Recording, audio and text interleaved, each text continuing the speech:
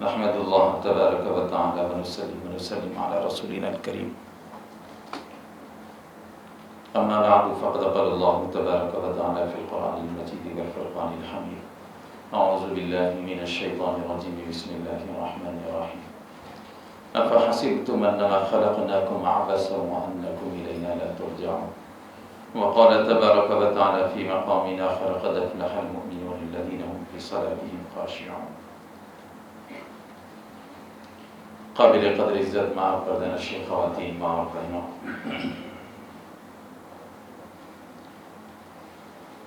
اور ذرائع ابلاغ کے ذریعے قرآن مجید کی تفسیر اور قرآن مجید کی تلاوت کو سننے اور دیکھنے والے سامعین اور ناظرین،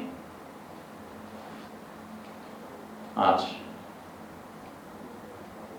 18 پاروں کی سماعت مکمل ہو چکی ہے۔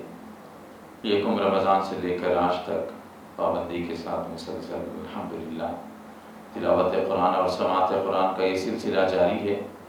اللہ پاک ہمارے اس پڑھنے پڑھانے کو، سننے سنانے کو، قرآن کی نسبت سے یہاں جمع ہونے کو اور وقت نکالنے کو سب کو قبول فرمائے۔ قرآن مجید کے اللہ پاک ہم سب کو برکتیں عطا فرمائے، اور قرآن مجید کی برکت سے ہمیں اپنی زندگیوں کے اندر انقلاب اور دینی نشو و نما پیدا کرنے کی توفیق عطا فرمائے۔ اصل مقصد یہی ہے ماؤں بہنوں کہ رمضان المبارک کے اس مقدس مہینے میں قرآن مجید کا، چونکہ یہ مہینہ ہے اور خاص تعلق ہے رمضان المبارک کو قرآن مجید سے، تو اسی مناسبت سے گھر والے انتظام کرتے ہیں تاکہ ماں بہنوں کو تجوید کے ساتھ قرآن مجید مکمل طور پر ایک مرتبہ سنا دیا جائے، اور پھر اس کی روشنی میں وہ تلاوت کرنے والے بن جائیں اور اسی حوالے سے کچھ دین کی باتیں ہمارے سامنے آ جائیں۔ اللہ پاک ہمیں اپنے مقصد میں صحیح طور پر اخلاص کے ساتھ، استقامت کے ساتھ کامیابی عطا فرمائے۔ 18ویں پارے میں اللہ تعالیٰ نے 10 آیتیں شروع کی۔ بڑی اہمیت کے ساتھ اس بات کو اور پوری ذمہ داری کے ساتھ میں آپ تک پہنچا رہا ہوں کہ اللہ تعالیٰ نے انسانوں کی دنیا اور آخرت کی کامیابی کے چند اصول اور ضابطے ان آیتوں کے اندر بیان فرمائے۔ یہ بات تو ہم اور آپ سب لوگ جانتے ہیں کہ کون انسان ہے جو اپنے آپ کو ناکام بنانا چاہے۔ ہر انسان کامیاب بنانا چاہتا ہے۔ باپ چاہتا ہے کہ میں کامیاب بن جاؤں، بیٹا چاہتا ہے کہ میں کامیاب بن جاؤں، بیوی چاہتی ہے کہ میں کامیاب رہوں، بچیاں چاہتے، ہر کوئی، ہر مسلمان کے دل میں یہ تمنا ہوتی ہے، آرزو اور خواہش اور اس کی طلب ہوتی ہے، اور اسی کے لیے اس کی فکر ہوتی ہے اور اسی کی دوڑ دھوپ ہوتی ہے کہ وہ کسی نہ کسی طریقے سے کامیاب بن جائے، دنیاوی اعتبار سے بھی، اخروی اعتبار سے بھی، اور ہونا بھی چاہیے۔ ہر مومن کی دل کی تمنا یہی ہونا چاہیے کہ وہ دنیا میں بھی کامیاب انسان کہلائے اور آخرت میں بھی کامیاب و کامران بن جائے، اور اللہ تعالیٰ اس کو جنت کا مستحق قرار دے دے۔ لیکن مسئلہ اور افسوس تو اس بات کا ہے کہ کامیابی کے جو اصول اور طریقے اور جو راستے اللہ تعالیٰ نے بتلائے ہیں، ہم لوگ ان راستوں کو اختیار نہیں کرتے۔ کامیاب تو ہونا چاہتے ہیں، آرزوئیں اور تمنائیں، امنگیں تو دلوں میں ہوتی ہیں، لیکن اس تمنا کو پورا کرنے کے لیے جو راستہ قرآن و حدیث نے ہم کو بتلایا، ہم اس راستے کو اپنانے کے لیے تیار نہیں۔ اللہ تبارک و تعالی نے سورۃ المؤمنون کے اندر ابتدائی آیتوں میں انسان کی اپنی اصلاح اور صلاح کے لیے، معاشرے کے سدھار اور درستگی اور معاشرے کی اصلاح کے لیے کچھ گر بتلائے، کچھ اصول اور ضابطے بتلائے۔ اگر میں اور آپ ان اصولوں کے مطابق اپنی زندگی کو بنا لیں اور قرآن مجید کے ان الفاظ اور معانی کے مطابق اپنی زندگی کو ڈھال لیں، تو یقین جانیے زمانے کے اندر انقلاب برپا ہو سکتا ہے۔ وہ چیزیں ابھی ہمارے سامنے آئیں گی، غور سے سنیے گا اور اللہ تعالیٰ سے دعا کیجئے کہ باری تعالیٰ ہم تمام کو قرآن مجید کی آیتوں کے اوپر عمل کرنے والا بنا دے۔ سب سے پہلی چیز اللہ تعالیٰ نے فرمائی قد افلح المؤمنون، بلا شبہ کامیاب ہو گئے ایمان والے۔ ایمان والوں کے لیے ایمان سب سے بڑی کامیابی ہے، ایمان سے بڑھ کر کوئی دولت نہیں، لیکن ایمان کے تقاضوں کو بھی تو پورا کرنا ہے، ایمان کے بتلائے ہوئے طریقوں اور ضابطوں کو بھی تو فالو کرنا ہے۔ صرف ایمان لا لیا میں اور ایمان لا کر کے یہ سمجھ لیا کہ بس میں کامیاب ہو گیا، میں جنتی بن گیا، یہ کافی نہیں ہے۔ فَحَسِبْتُمْ أَنَّمَا خَلَقْنَاكُمْ عَبَثًا، کیا تم یہ سمجھتے ہو کہ ہم نے تم کو یوں ہی پیدا کر دیا، عبث بیکار پیدا کر دیا؟ وَأَنَّكُمْ إِلَيْنَا لَا تُرْجَعُونَ، اور کیا تم یہ سمجھتے ہو کہ تمہیں میرے پاس لوٹ کر آنا نہیں ہے؟ اللہ تعالیٰ فرما رہے ہیں، اللہ فرماتے ہیں کہ میں نے تمہیں پیدا کیا تو زندگی یوں ہی نہ گزار لو، بلکہ میرے کہنے کے مطابق زندگی گزارو، تو یہ کامیاب زندگی۔ اپنی من چاہی زندگی نہ گزارو، رب چاہی زندگی گزارو، جو باری تعالیٰ چاہتے ہیں، جو پروردگار چاہتے ہیں، جس کو مالک و خالق ہم سے چاہتا ہے، ایسی زندگی اگر ہم گزاریں گے تو بلا شبہ ہم لوگ دنیا اور آخرت میں کامیاب اور کامران انسان کہلائیں گے۔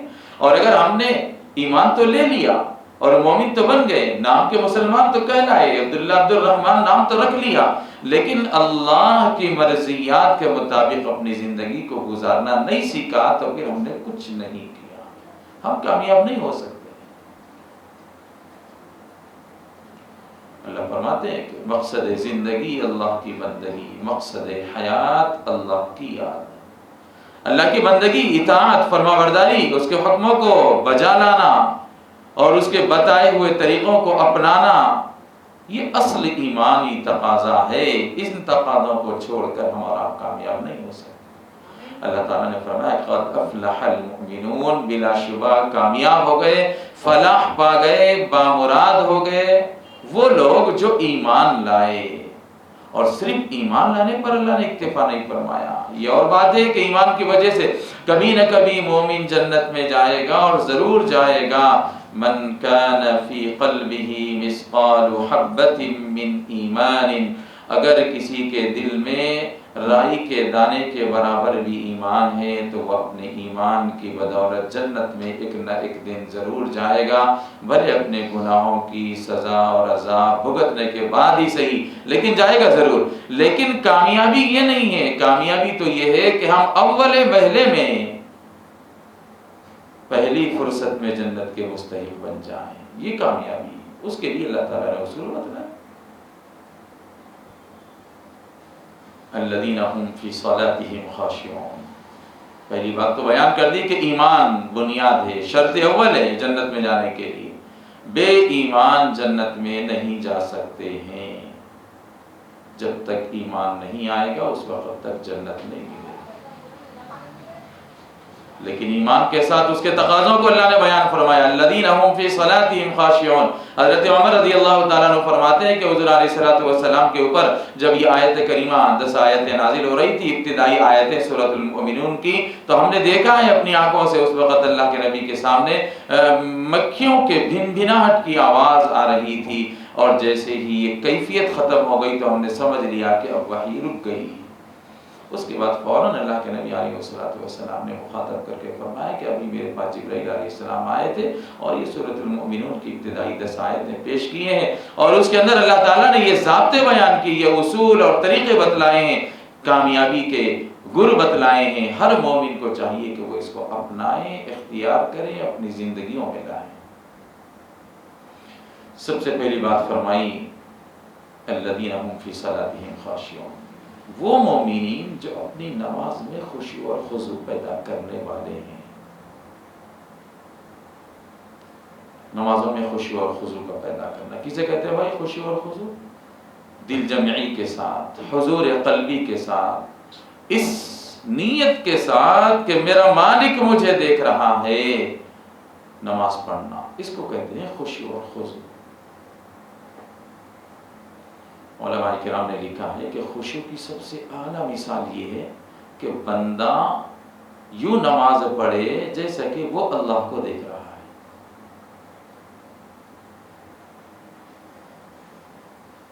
ان تعبد اللہ کأنک تراہ، تم اللہ کی عبادت ایسے کرو جیسے تم اپنی آنکھوں سے باری تعالیٰ کو دیکھ رہے ہو. لیکن ممکن نہیں ہے کہ دنیا کے اندر کوئی بندہ اپنے رب کو دیکھے، مالک کو دیکھے اپنی ان سر کی آنکھوں سے، ممکن نہیں. اس لیے بعد میں اللہ کے نبی نے فرمایا فَإِن لَمْ تَكُنْ تَرَاهُ فَإِنَّهُ يَرَاكَ، اگر تم یہ کیفیت اپنے اندر نہیں پیدا کر سکتے تو کم از کم اتنا تو سوچو کہ میرا مالک مجھے دیکھ رہا ہے، اللہ مجھے دیکھ رہا ہے. جس باری تعالیٰ نے نماز پڑھنے کا حکم دیا ہے وہ مجھے دیکھ رہا ہے. اب اللہ دیکھ رہا ہے یا آپ اللہ کو دیکھ رہے ہیں؟ مالک مملوک کو دیکھ رہا ہے یا عابد اپنے معبود کو دیکھ رہا ہے؟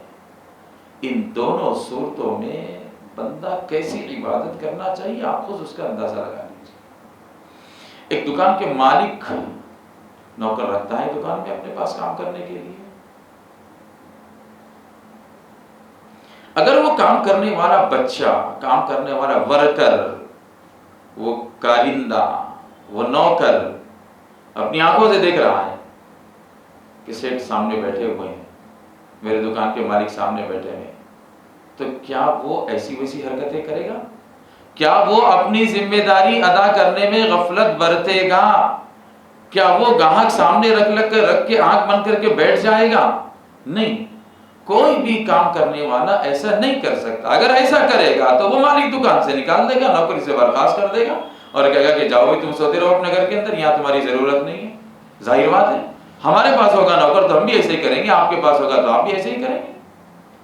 جو بندہ اپنی ذمہ داری کو صحیح طور پر ادا نہیں کر سکتا ہے تو اس کو ذمہ دار بنا کر فائدہ کیا ہے بھائی؟ اس لیے اگر وہ نوکر کو معلوم ہے کہ میرا مالک مجھے دیکھ رہا ہے تو وہ بالکل ایکٹیو ہو کر مستعدی کے ساتھ، پورے تیقظ اور بیداری کے ساتھ اور پوری ہوشیاری کے ساتھ کاروبار کرے گا، اپنا کام کاج کرے گا. وہ جھاڑے گا بھی، وہ کپڑے بھی بتائے گا، وہ گاہک کو مینٹین بھی کرے گا اور سنبھالے گا اور اس کو سمجھائے گا، بتلائے گا، سب کچھ کرے گا. جو ہو سکتا ہے وہ اسے کرے گا.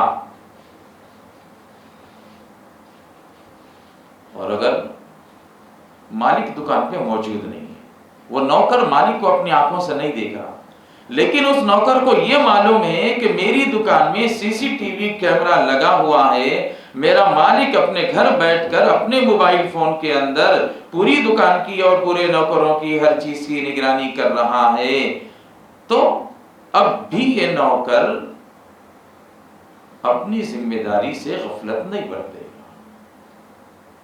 وہ خود دیکھ رہا ہے آنکھوں سے تو بھی نہیں برتے گا غفلت، اور اس کو یہ معلوم ہے کہ میرا مالک تو مجھے دیکھ رہا ہے، میں تو نہیں دیکھ رہا ہوں اس کو لیکن وہ دیکھ رہا ہے مجھے، تو بھی وہ اپنی ذمہ داری بہت ہوشیاری کے ساتھ تیقظ اور بیداری کا ثبوت دیتے ہوئے کام کاج کرے گا.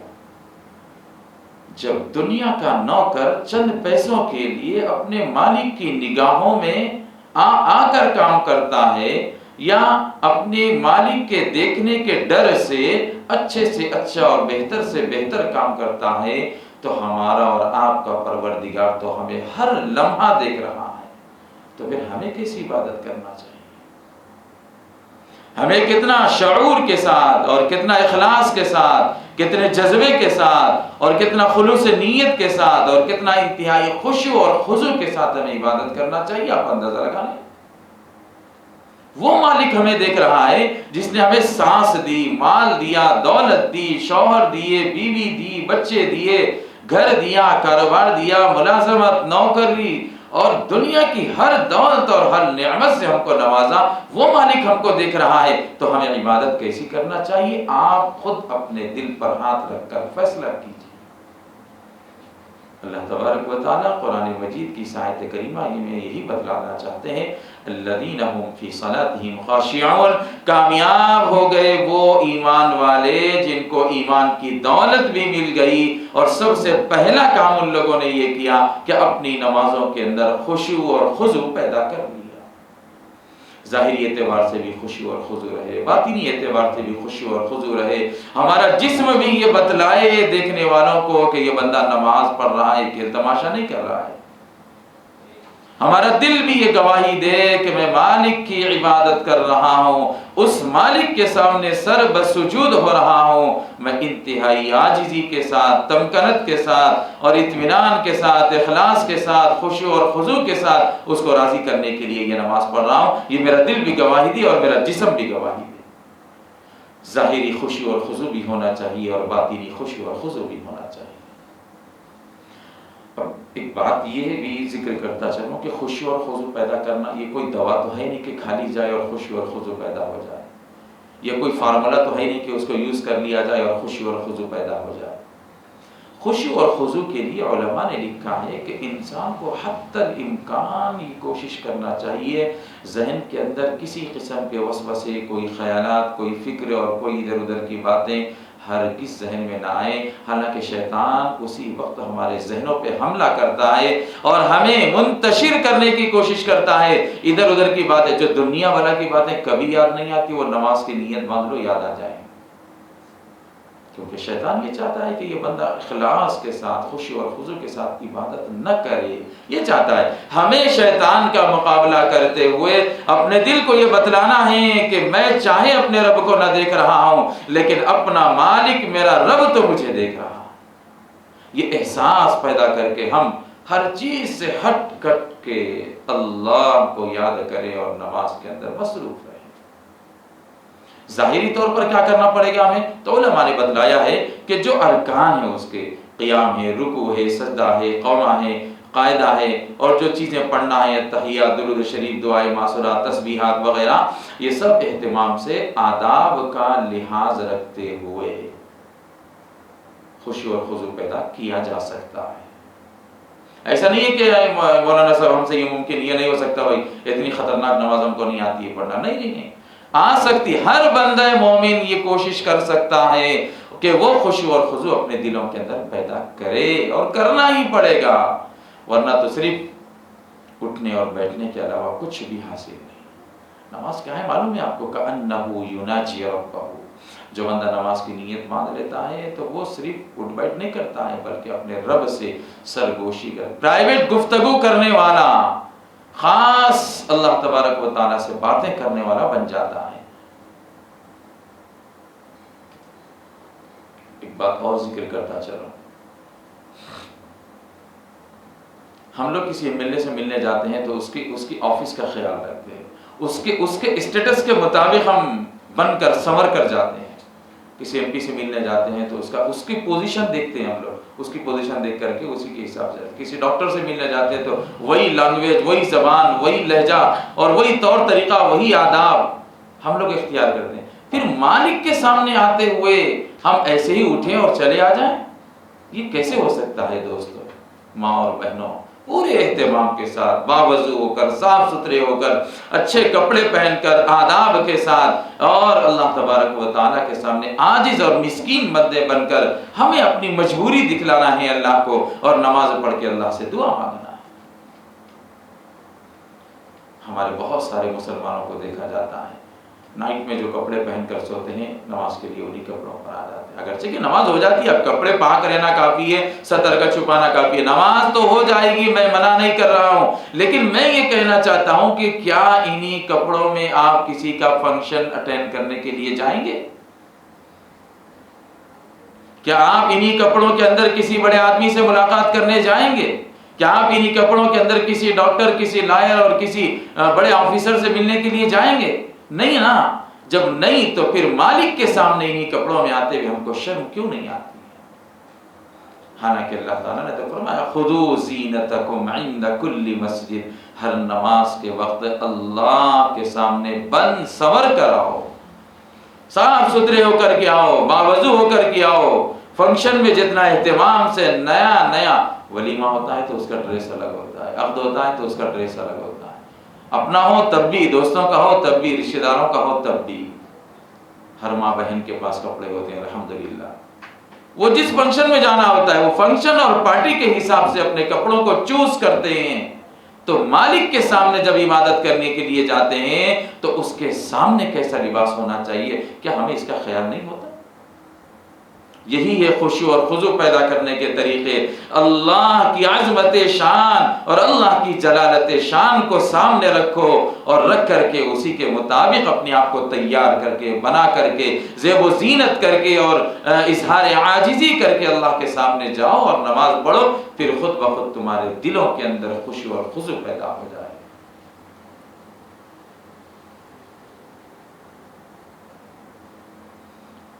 قیام کی حالت میں ہو تو بندے کو چاہیے کہ وہ سجدے کی جگہ پر دیکھے، رکوع کی حالت میں ہو تو نماز پڑھنے والے کو چاہیے کہ انگوٹھوں پر دیکھے، سجدے میں ہو تو اس کو چاہیے کہ وہ اپنی ناک پر نگاہ کو جمائے رکھے، ادھر ادھر نگاہ نہ دوڑائے، اس سے خشوع کے اندر خلل پڑ جاتا ہے۔ یہ جو طریقے بتلائے علماء کرام نے، اس حالت میں یہاں دیکھو، قاعدے کی حالت میں گود میں دیکھو اور اپنی دل جمعی کے ساتھ عبادت کرو۔ نماز میں جی لگانے کا اور خشوع اور خضوع پیدا کرنے کا یہ ایک طریقہ ہے۔ پاک صاف ہو جاؤ، نہا دھو کر کے، باوضو ہو کر کے، اہتمام کے ساتھ یہ نیت کر کے نکلو کہ میں اللہ کی اس عظیم عبادت اور فریضے کی ادائیگی کے لیے جا رہا ہوں، یا میں اپنے گھر کے اندر ہوں تو اللہ کا یہ فریضہ ادا کرنے کی کوشش کر رہی ہوں۔ یہ نیت کر کے صاف ستھرے ہو کر کے بیٹھو، پھر دیکھو اخلاص اور خشوع اور خضوع کیسے پیدا نہیں ہوتا ہے۔ کامیاب ہونا چاہتے ہو دنیا میں اور آخرت میں، الذین هم فی صلاتهم خاشعون، تو باری تعالیٰ نے فرمایا اپنی نمازوں میں خشوع اور خضوع پیدا کرنے والے بن جاؤ، اس کے ذریعے سے تم کامیاب ہو سکتے ہیں۔ اور یہ ایک عجیب بات ہے ہم مسلمانوں کی، کاروبار نہیں چلتے ہیں تو رونا آتا ہے اور کہتے ہیں کہ مولوی صاحب کامیابی نہیں مل رہی ہے، ترقی نہیں مل رہی ہے، کاروبار نہیں چل رہا ہے، ذرا دعا کریے کچھ کامیابی مل جائے، امتحان میں کامیاب نہیں ہو پا رہا ہوں، بچہ ہے تو وہ بولتا ہے کہ فلاں پیپر نکالنا ہے آپ دعا کریے، وغیرہ وغیرہ، سب اپنی جگہ۔ لیکن کامیابی کے لیے روزانہ 5 مرتبہ مؤذن اذان دے کر ہم کو بلاتا ہے اور کہتا ہے حی علی الفلاح، آؤ کامیابی کی طرف، تو ہم لوگ آنے کے لیے تیار نہیں ہیں اور چاہتے ہیں کہ کامیابی مل جائے ہم کو۔ کیسے ملے گی کامیابی؟ کامیابی اللہ تبارک و تعالیٰ نے نماز میں رکھی ہے، اور نماز بھی ایسی جو خشوع اور خضوع والی نماز بن جائے۔ جب تک اخلاص نہیں ہوگا، خشوع اور خضوع نہیں ہوگا، ہماری نماز نہیں بنے گی۔ تو پہلی چیز یاد رکھیں ایمان والوں کہ اللہ تعالیٰ فرماتے ہیں کہ کامیاب اگر ہونا ہے تو الذین هم فی صلاتهم خاشعون، اپنی نمازوں میں خشوع اور خضوع پیدا کرنے والے بن جاؤ۔ والذین هم عن اللغو معرضون، دوسری چیز اللہ نے بیان فرمائی اور بڑی اچھی بات فرمائی۔ آج امت مسلمہ کا اکثر و بیشتر طبقہ اسی کے اندر ملوث ہے۔ لغو لا یعنی باتیں ہیں، فضول کی باتیں جس میں نہ دین کا فائدہ نہ دنیا کا فائدہ، ایسی چیزوں سے کنارہ کشی اختیار کرنے والے بن جاؤ۔ وہ لوگ کامیاب ہیں جو ایمان لائے، اپنی نمازوں میں خشوع پیدا کر لیے، اور اللغو معرضون، بیکار چیزوں سے اپنے آپ کو اعراض کرنے والے بن گئے۔ لغو باتیں، لایانی باتیں، بیکار باتیں، فضول باتیں نہیں، ٹائم ضائع نہ کرو، وقت ضائع اور برباد نہ کرو۔ کاش کہ انہی لمحات میں تم اللہ کو یاد کر لیے ہوتے تو کل قیامت میں میدان حشر میں اللہ کو یاد کرنے کا انعام اور اجر دیکھ کر تمہیں افسوس نہیں کرنا پڑتا۔ عبادت ہو گئی، گھر کی ذمہ داری ہو گئی، کام کاج ہو گئے، پڑھنا لکھنا ہو گیا، آرام بھی ہو گیا، سب کچھ ہو گیا، تو جو وقت خالی بچ رہا ہے اس کو لغو لایانی باتوں میں کیوں لگاؤ؟ اللہ کا ذکر کر لو، اللہ کو یاد کر لو، کچھ نوافل کا اہتمام کر لو، کچھ تلاوت قرآن کر لو۔ بہرحال اپنے وقت کو ضائع کرنے سے بچنا چاہیے۔ اگر کامیاب ہونا چاہتے ہیں دنیا اور آخرت میں تو بیکار چیزوں سے اپنے آپ کو بچاؤ۔ تیسری چیز فرمایا والذین هم للزکاة فاعلون، زکوٰۃ کے اوپر عمل کرنے والے ہیں، یعنی زکوٰۃ ادا کرنے والے جو صاحب نصاب ہیں، صاحب استطاعت ہے۔ جیسا کہ ہم نے گزشتہ دنوں میں آپ کو بتلایا کہ سونے کا نصاب اتنا ہے، چاندی کا اتنا ہے، پیسوں کا اتنا ہے وغیرہ، اگر کوئی صاحب نصاب ہے تو اس کو چاہیے کہ اگر کامیابی چاہتے ہیں تو زکوٰۃ ادا کرو پابندی کے ساتھ، اور زکوٰۃ کو کبھی بھی اپنے لیے بوجھ اور ٹیکس نہ سمجھو، یہ اللہ کا ایک حکم ہے اور عبادت ہے اور تمہارے اوپر لازم، ضروری اور ایمان کا جز ہے اور تمہارے اعمال کا ایک حصہ ہے۔ جب تک ادا نہیں کرو گے تمہارے ذمے میں یہ عمل باقی رہے گا۔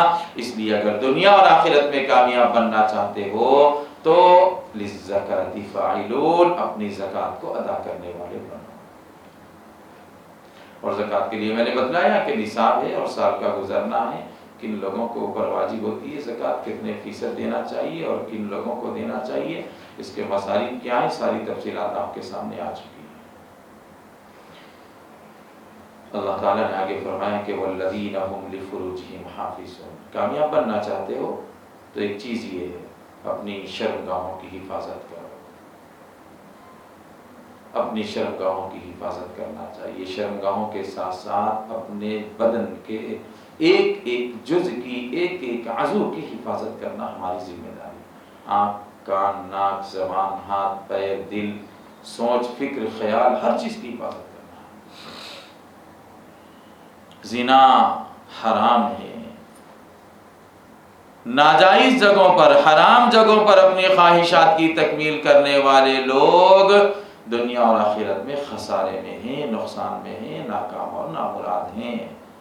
جو بندے حلال طریقے پر اپنی خواہش کی تکمیل کرتے ہیں اور اللہ اور اس کے نبی اور قرآن و حدیث اور دین و شریعت کے بتائے ہوئے طریقے کے مطابق اپنی شرمگاہوں کا استعمال کرتے ہیں اور غیر غلط چیزوں کے اندر نہیں پڑتے ہیں اور حیوانوں کی طرح اپنی خواہشات کی تکمیل کرنے سے بچتے ہیں، ایسے لوگوں کے بارے میں فرمایا کہ یہ لوگ کامیاب ہیں۔ پھر آگے اللہ تبارک و تعالیٰ نے فرمایا والذین هم علی صلاتهم یحافظون، اپنی نمازوں کی حفاظت کرنے والے بنو۔ شروع میں بتلایا نمازوں کے اندر خشوع اور خضوع پیدا کرو، اور اخیر میں بتلایا اپنی نمازوں کی محافظت کرو، حفاظت کرنے والے بنو۔ نمازوں کو پابندی کے ساتھ 5 وقت فرض فرمائی گئی ہے، اپنے وقت میں آداب کے ساتھ، شرائط کے ساتھ، جماعت کے ساتھ مسجد میں حاضر ہو کر اخلاص اور خضوع کے ساتھ اور خشوع کے ساتھ نماز ادا کرنا، یہ نمازوں کی محافظت ہے۔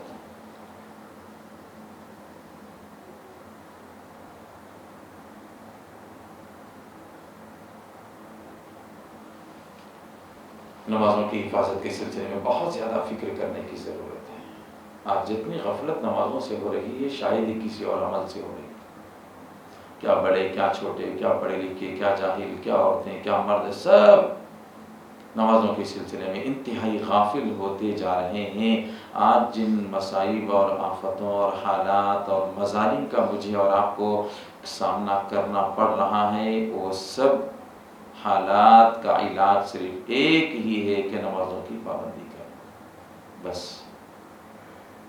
اللہ کے نبی علیہ السلام اگر آندھی آ جاتی، کبھی اندھیرا زیادہ ہو جاتا، کبھی ابر زیادہ آ جاتی، کبھی ہوائیں تیز چلنے لگتی، اللہ کے نبی علیہ السلام فوراً دوڑے دوڑے مسجد کی طرف آتے، وضو کرتے اور 2 رکعت نماز پڑھ کے اللہ سے مانگتے، حالات درست ہو جاتی۔